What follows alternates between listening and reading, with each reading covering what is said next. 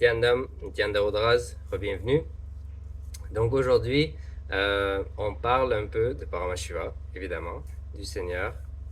Swamiji nous a récemment donné une technique à pratiquer, à se rappeler le plus souvent possible et à mettre en application à travers la journée. Et c'est simplement cette petite méditation instantanée qui est de devenir l'observateur de l'observateur, le témoin du témoin, le sakshi du sakshi. Swamiji dit, le Seigneur, Paramashiva, c'est cette supra-conscience, cette super-conscience qui est constamment présente. Elle est éternelle, elle est omniprésente. Comment est-ce qu'on peut transformer cette compréhension intellectuelle en une expérience? Swamiji dit, regardez bien. Regardez votre vie, amenez de la conscience sur vous-même et sur votre vie. Peu importe ce que vous vivez, il y a toujours une espèce de présence qui observe tout ce qui se passe en vous.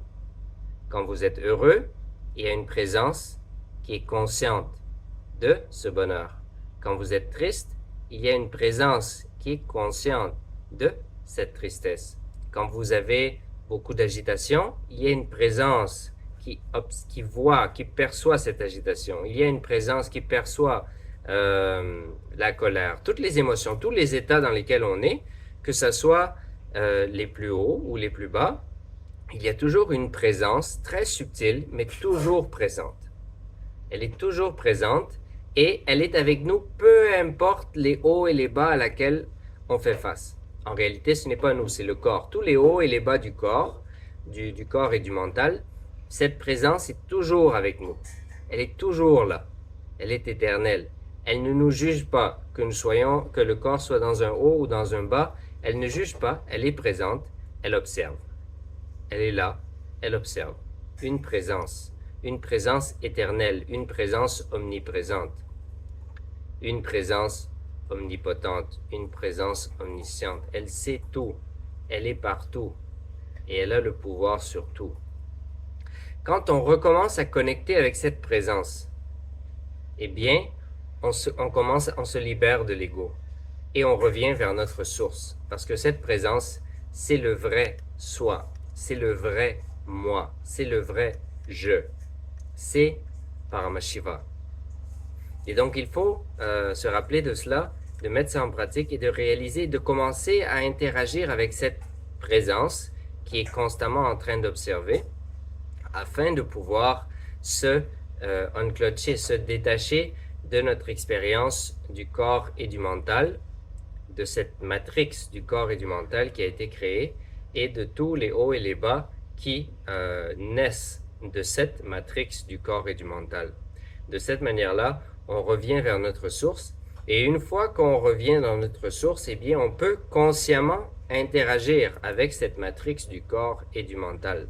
Et donc, on ne sera plus géré par des impulsions, par des réactions compulsives, inconscientes, par des instincts inconscients et compulsifs. On pourra redevenir maître de notre réalité, maître de la vie, maître de la réalité, et pouvoir intervenir consciemment et faire manifester les choses de la manière dont on souhaite qu'elles se manifestent. Et donc, voilà ce que je voulais partager dans ce petit vidéo. Une méditation très importante pour expérimenter Paramashiva et réaliser qu'il y a en effet constamment une présence avec nous qui est là et qui perçoit tout ce qui est vécu, que ce soit les plus hauts ou les plus bas. Donc elle ne juge pas, elle est simplement présente, elle est là pour nous toujours. Donc ceci étant dit, merci beaucoup. Donc on se rappelle toujours d'être le témoin du témoin, l'observateur de l'observateur, le sakshi du sakshi. On se rappelle du Mahavakya, Om Nityananda Paramashivoham. Je suis l'éternelle félicité, je suis Paramashiva Nityanandam. Har Har Mahadev.